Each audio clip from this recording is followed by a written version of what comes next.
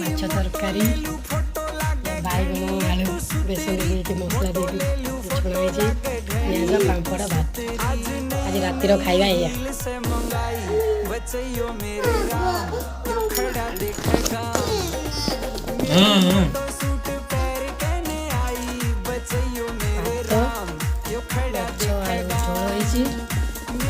ବାଇଗଣ ଆଳୁ ବେସନ ଦେଇକି ଛଣା ହେଇଛି ପାମ୍ପଡ଼ ପିଆଜ ଏତିକି ଆଇଟମ୍ ଆଜି ରାତିର ଖାଉଛି।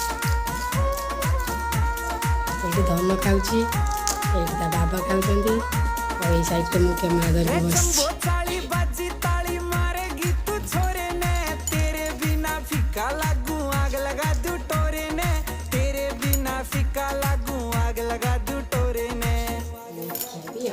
छोरा तेरे पे उड़ा देगा कमाई बचइयो